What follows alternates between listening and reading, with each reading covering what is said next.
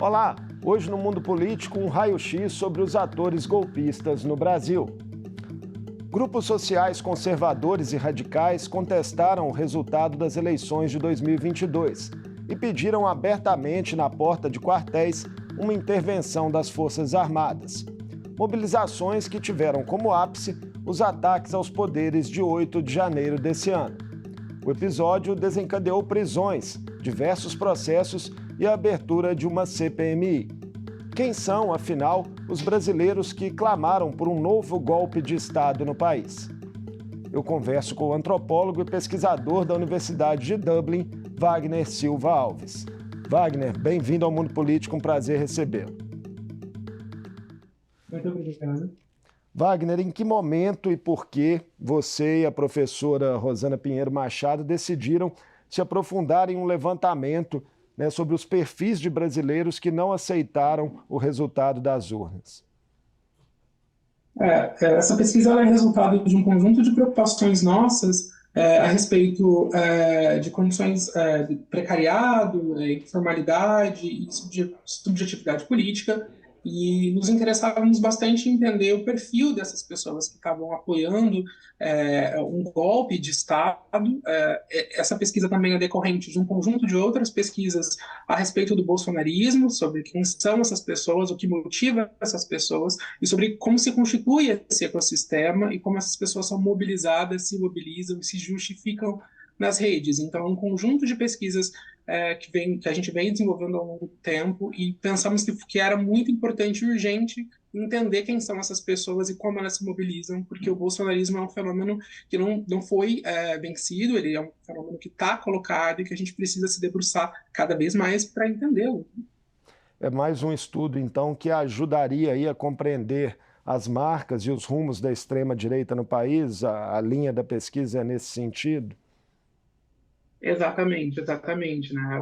Essa pesquisa ela tem algumas grandes contribuições. A primeira delas é olhar para a maneira como as pessoas se definem, como elas disputam um lugar, como elas querem ser vistas nas redes sociais, né? Como elas se definem, a maneira como elas se mobilizam, as marcas de gênero, mas também esse mundo dos microempreendedores, desses novos sujeitos políticos que não são mais trabalhadores, né? Agora eles são microempreendedores individuais, e também demonstra essa extrema conexão da extrema-direita com setores precarizados, que é um fenômeno que a gente precisa olhar cada vez com mais intensidade e cuidado. Nós vamos dissecar todos esses pontos, mas antes, em linhas gerais, eu queria saber, Wagner, qual foi a metodologia, definida e empregada na pesquisa? A gente está falando aí de um universo, de qual universo, né? Sim, nós trabalhamos com um dataset de 90 mil contas coletadas entre 30 de dezembro e 9 de janeiro. Essas contas elas foram categorizadas, né? Clusterizamos essas contas, e a partir dos clusters a gente identificou quais eram os principais pontos, as questões, os principais assuntos que essas pessoas estavam falando e discutindo, e a partir dos clusters a gente construiu planilhas no Excel, porque já nos clusters o gênero apareceu como uma variante importante. A língua portuguesa tem essa facilidade, né, professor, professora. A partir do cluster, a gente dividiu esse universo das 90 mil contas entre homens e mulheres. Adotamos uma perspectiva binária de gênero, porque o universo não demonstrava ter uma concepção muito mais complexa de gênero. E aí, a partir dessa divisão do universo, a gente criou um universo amostral, criamos amostras dessas contas divididas em gênero, e a partir de um método de estatístico básico, a gente manualmente olhou todas essas contas, não só os perfis do Twitter, mas também os links atrelados a eles, né? Então, olhamos sites, blogspot, sites caseiros, amadores, enfim, todas essas formas e modalidades de expressão desses sujeitos na internet. Wagner, em termos de classe, gênero e faixa etária, foi possível identificar padrões claramente dominantes nesse universo? Sim, é um universo básico, sobretudo masculino, né, de 30 a 55 anos, de 35 a 55 anos. É um universo muito pautado por homens, né, nesse universo, e também é um universo muito atrelado, e isso foi uma questão que a gente pensou bastante, né? Um universo muito atrelado às profissões, às ocupações. Quando a gente olha para as bios, a gente está olhando as maneiras como as pessoas querem ser vistas, as maneiras como as pessoas se definem, né? Se apresentam para o mundo. E ali a gente percebeu que as profissões eram uma questão muito importante para os homens, que se definiam sempre como jornalistas, historiadores, advogados e empreendedores e amantes de fotografia. Enquanto para o universo feminino, as profissões apareceram com muito menos frequência. E as mulheres acabavam se definindo muito mais em termos de família, em termos de religião. Então, elas eram casadas, orgulhosamente casadas, elas eram esposas, mães, e as profissões apareciam com menos frequência, o que chamou bastante atenção. Pois é, além dessas diferenças, o que mais chama atenção aí no comparativo entre homens e mulheres? Tem uma questão um pouco de valores também, né, que seriam diferentes. Sim, os homens eles não sentem nenhum tipo de vergonha ao falarem de dinheiro, então falam em criptomoedas, eles falam em poupança, eles falam em investimentos, eles se definem sobretudo enquanto empreendedores. E as mulheres elas acabam falando muito em termos de família, em termos da pátria, são defensoras da pátria. A palavra que mais recorrente no universo feminino foi a palavra Deus, enquanto que, do ponto de vista masculino, as profissões elas eram predominantes. Isso tem a ver também com uma certa disputa. É um universo preponderantemente masculino, então essas pessoas estão usando as profissões para justificar capital político, né? Para dar peso às suas próprias posições políticas. Então, essa é uma diferença muito visível. Enquanto os homens acabam se definindo do ponto de vista das profissões, as mulheres passam a se definir muito em termos dos valores, né? São tementes a Deus, são casadas, são mães, são avós, são robôs do Bolsonaro, enfim. E elas se definem muito em termos de anti-PT, anticomunismo, foram valores muito importantes. Narrativas que remontam aí talvez a um certo saudosismo, né, dos tempos da ditadura militar que vigorou no país, também ficavam evidentes nesses grupos, nas postagens?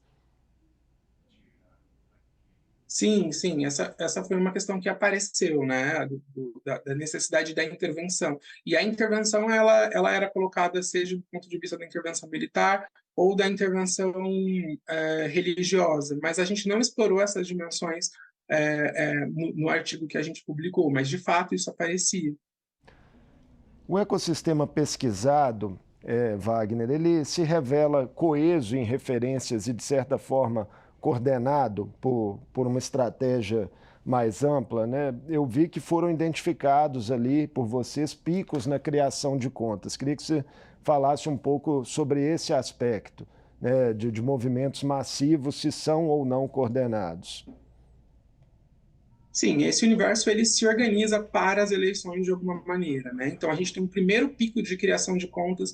Importante dizer que todas essas contas elas foram criadas a partir de 2018. Essas contas elas não são novas, elas não foram criadas apenas para as eleições, elas já são antigas, mas muitas pessoas criaram segundas e terceiras contas porque tiveram suas primeiras contas banidas, porque violaram as políticas da plataforma, ou então as pessoas tinham muitas contas secundárias para dar volume e peso, né, massificação, para conseguir viralizar. Então, houveram 3 grandes picos de criação ao longo do último ano, né? Então, em abril, quando o Elon Musk anuncia a compra do Twitter, mas também é um momento entre 2 grandes motocicletas do Bolsonaro, uma que acontece em março e uma outra que acontece em maio. Um segundo ponto de pico, né, de criação de contas foi já durante o processo eleitoral, e um terceiro em novembro, já quando o presidente Lula havia sido eleito. Então você percebe, de fato, um ecossistema se movimentando para atingir esse efeito de contágio, um ecossistema que busca já um número de contas para massificação de uma certa quantidade, para uma quantidade de viralização. Então, sim, é possível dizer que esse ecossistema estava se organizando para essa resposta. Então, fala-se muito, né, na crônica política e de conexões transnacionais entre essa extrema-direita. A partir dos resultados colhidos, que tipo de paralelo é possível fazer entre os perfis de extrema-direita no norte e no sul global? Há mais semelhanças ou diferenças? Eu diria que há semelhanças ao passo que há grandes diferenças que precisam ser tomadas em conta. Nós vemos lá discutindo um conjunto de especificidades a respeito do Sul Global que precisam ser tomados em conta quando a gente discute extrema-direita. Primeiro, porque o Sul Global tem uma trajetória pós-colonial, ex-colônias, países que viveram processos escravistas e que tem uma herança, né? Segundo, porque o norte global, enquanto no norte global nós temos uma trajetória de full employment, né, de trabalho emprego para as pessoas, né? No sul global nós temos uma trajetória de informalidade gigantesca. Quando a gente olha para o caso brasileiro e para o caso dos países do sul global, e no caso específico do que está acontecendo agora no Brasil, nós vemos um apoio muito grande de parcela do precariado apoiando esses processos da extrema-direita, né? O que vai muito contra a narrativa apenas do homem branco ressentido norte-americano. Né? Faz muito sentido pensar do ponto de vista dos valores aspiracionais, que é a pesquisa que a professora Rosana Pinheiro Machado vem desenvolvendo, vem liderando a Universidade de Dublin, né? Sobre como que esses valores aspiracionais, essa vontade de mudar de vida, essa aspiração em conseguir algo melhor, de alguma forma, se conecta com esses valores da extrema-direita. Então, há semelhanças ao passo que há diferenças, e as diferenças precisam ser consideradas para que a gente tenha um balanço muito mais correto, muito mais acurado do que está acontecendo agora, para que a gente possa agir. Sobre esse aspecto específico, né, da informalidade, um dos traços identificados no estudo foi o fato de muitos trabalhadores autônomos que defendiam o golpe se descreverem ali como empreendedores ou empresários. O que explica essa opção? É importante lembrar, frisar que esse termo ele é um termo muito vago, que pode significar desde um CEO de uma empresa a um trabalhador que vende seu trabalho em Instagram. A ideia de empreendedor ela está muito ligada a um certo status social e a ideia de autogerenciamento. Eu sou minha própria empresa. Então, esses trabalhadores, de alguma forma, eles recusam a ideia de que eles são trabalhadores e eles passam a se identificar como empreendedores. E, com isso, eles acabam se alinhando a todo um conjunto de valores do empreendedorismo social que impedem com que eles se vejam enquanto trabalhadores. Isso é uma questão muito importante, inclusive para a luta política. Entre as mulheres do norte e do sul global também há diferenças nas manifestações? Desculpa, cortou, Entre as você pode mulheres repetir? do norte e do sul global também há diferenças nas manifestações, no perfil? Sim, eu não tenho esse dado a respeito das mulheres do norte global, mas em relação ao que a gente vê no Brasil, esse é um. Eu acho que o que há de similaridade é isso, né? São ecossistemas muito masculinos e pautados muito por esses valores empreendedores que acabam se associando a valores políticos na conjugação de plataformas, de soluções para o Estado que apostam nessa ideia do autogerenciamento, que apostam nessa ideia da hiperliberal do sujeito como centro da resolução dos problemas da nação. Né? E esse mito da meritocracia, né, que se diz também, ele é uma das razões, talvez, da não identificação dessas pessoas com a classe trabalhadora, enfim, com forças políticas que defendem os trabalhadores? Sim, sim, e são esses os valores amplamente difundidos nas redes sociais, né? Toda a ideia do trabalho digital agora, ela é isso, né? Ao passo que ela atomiza e individualiza ao extremo o trabalhador, de um outro lado ela faz com que esse trabalhador imagine e acredite que se ele trabalhar duro, se ele tentar o máximo possível, se ele seguir a receita neoliberal, se ele conseguir se ele viralizar os vídeos dele, enfim, ele vai conseguir crescer na rede, ele vai conseguir se tornar a sua própria empresa. Então, essa ideia do empreendedorismo, ela não só massifica, atomiza ao máximo o trabalhador, como ela impede que ele se entenda como parte de um contingente, como parte de uma classe.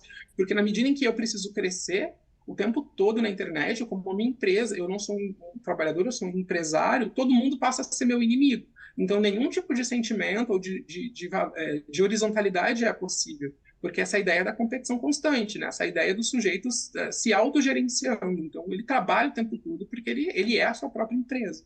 E esse tipo de lógica seria, alcançaria aí de forma igualitária homens e mulheres dentro desse universo.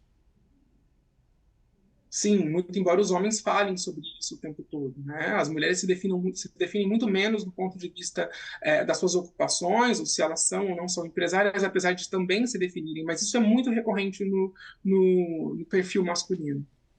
A presença de advogados e advogadas no grupo, né? Outro recorte aí de profissão. E essas pessoas em defesa de ações claramente contra a lei. Surpreende em alguma medida?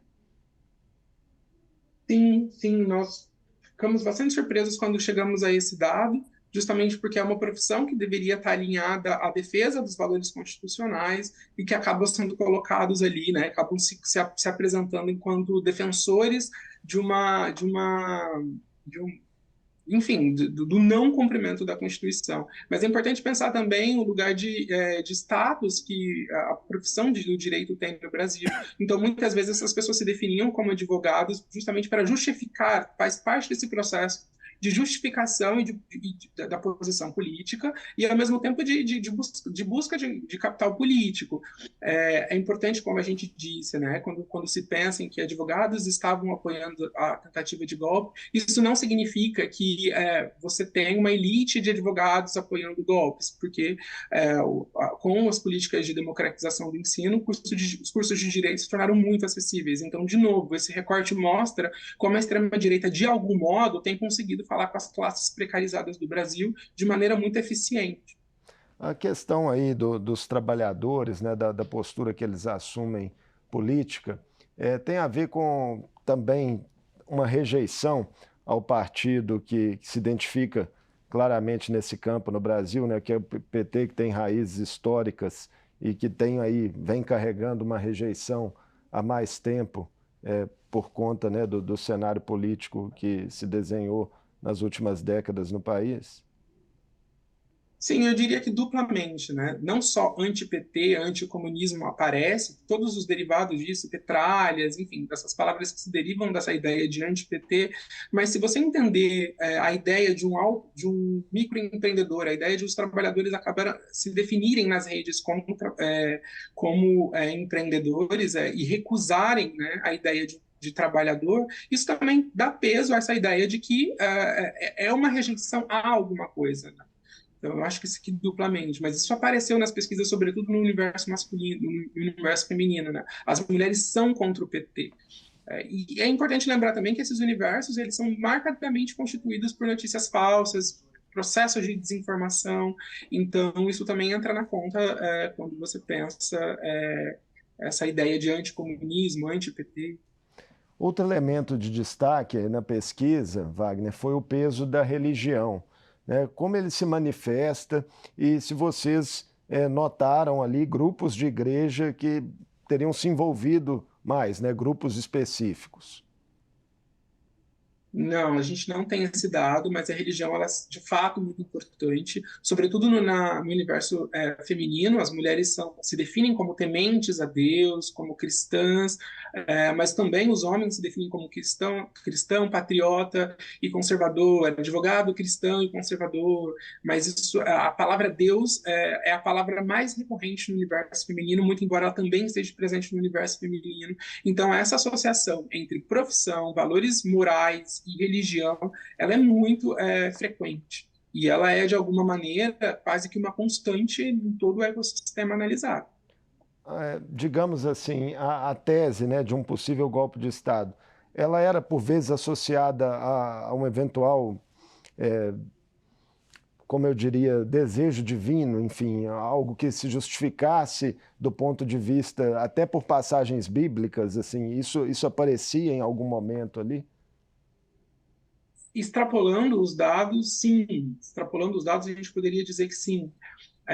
Nesse artigo a gente focou muito mais nas bios, mas se você analisar os tweets, né, que as pessoas estavam postando, sim, inclusive a associação entre Deus, política e profissão, justamente tinha por objetivo esse constante reforço da sua própria posição individual, né, como uma posição que é correta em relação aos outros. Outra curiosidade foi também o estudo de vocês não terem encontrado pessoas que se identificam, né, como policiais ou militares, sendo que é um meio, né, onde há sabidamente bastante eco dos ideais de direita. Nesse caso, há uma dissonância entre o que se viu nas redes e a própria realidade? Eu diria que essas pessoas, né, elas têm elas têm filiações institucionais, então elas não podem simplesmente dizerem o que elas querem nas redes sociais, ainda que a gente tenha acompanhado nos últimos anos a presença pública de oficiais de alta patente nas redes sociais. Mas a filiação institucional é uma questão muito importante, porque essas pessoas respondem a uma instituição, respondem a código de éticas muito específicos. Então, talvez seja por isso. Não diria uma dissonância, mas eu diria que tem o peso da instituição, né? E no conjunto dos dados, né, de pesquisa, Wagner, o que foi evidenciado sobre circulação de fake news e desinformação, né? Outro tema importante, o país ainda discute por aqui, né, no Brasil, uma regulamentação das mídias digitais sem avanços. O que vocês perceberam em relação a isso? Sim, esse universo é marcadamente constituído por notícias falsas, né? Por esse processo de divulgação e de replicação de notícias falsas. Então, talvez, e aí eu acho que o artigo é bastante provocativo, o uso das profissões, a maneira como as pessoas estão se definindo, isso está muito relacionado à ideia de fazer com que essas notícias sejam percebidas como mais corretas, ou mais coerentes, ou mais palatáveis, na medida em que são divulgadas por médicos, jornalistas, engenheiros. Mas esse universo é marcadamente constituído por notícias falsas, né? Por processos de desinformação e processos organizados de desinformação, porque se viralizam, tá? Vocês que estudam esse universo, né, há bastante tempo, da desinformação, da circulação de notícias falsas, como é que vocês veem esses esforços, né, que estão sendo feitos por aqui, propostas de regulamentação, em comparação também com o que já existe, por exemplo, em alguns países da Europa? Sim, eu acho que a gente precisa pensar coletivamente como regular as plataformas, como ter uma política de controle das informações ao mesmo tempo, a gente precisa ter um debate, enquanto sociedade civil, sobre educação para a internet. Eu tenho pesquisas anteriores a respeito da cloroquina no Brasil e trabalhei durante 2 anos com pessoas em consumo diário de fake news, e eu acho que a gente precisa entender que a internet hoje ela é uma maneira de um veículo de comunicação talvez o mais efetivo e eficaz no Brasil. A população brasileira, de acordo com pesquisa do Senado de 2016, se eu não me engano, 80% da população brasileira consome informações por meio de plataformas sociais. Então, ao passo que a gente precisa avançar na construção de uma legislação que regule as plataformas, a gente precisa também pensar em como desenvolver, discutir, elaborar projetos de educação para a internet. Porque é um fenômeno completamente novo e a gente tem a internet chegando e a gente precisa pensar o que fazer com isso. Para fechar nossa conversa, Wagner, falar um pouco aí de futuro, né? Na sua avaliação, as respostas que foram dadas pelas instituições no Brasil aos ataques de 8 de janeiro, né, com prisões, processos, uma CPMI que está em vigor, a própria declaração de inelegibilidade de Jair Bolsonaro, podem desestimular aí novas investidas golpistas ou seria cedo para se fazer, né, esse tipo de prospecção? Eu acho que ainda é cedo para fazer esse tipo de projeção, mas é importante entender também e reconhecer a importância que foi a resposta contundente das instituições de Estado brasileiras que demonstraram uma democracia funcionando. Eu acho que os agentes envolvidos nesse processo, eles não esperavam uma resposta rápida e tão contundente. tanto que agiram da maneira como agiram. Então, de um lado, ainda é cedo para entender o que está acontecendo, a extrema-direita no mundo se organiza em ondas, elas se conectam e se distanciam de muitas formas, mas é importante reconhecer também que o que foi feito, o trabalho que foi feito, ele foi contundente e de uma certa medida não foi esperado pelas organizações golpistas. Então é importante reconhecer o que tem sido feito e é importante pensar que muito mais precisa ser feito para que esse tipo de evento não aconteça de novo. Então, é preciso que se puna, é preciso que se reconheça e é preciso que se torne claro que esse tipo de ação não será tolerado. Wagner, muito obrigado por essa conversa conosco aqui no Mundo Político e sucesso nas pesquisas que vocês ainda tocarão pela frente aí no campo da política. Muito obrigado, foi um prazer. Eu conversei com Wagner Silva Alves, antropólogo e pesquisador da Universidade de Dublin. Falamos sobre os resultados de um estudo que ele realizou com a professora Rosana Pinheiro Machado para mapear o perfil das pessoas que pediram golpe nas redes, intervenção militar e apoiaram os ataques aos poderes de 8 de janeiro desse ano. O Mundo Político fica por aqui. Obrigado por nos acompanhar e até o próximo programa.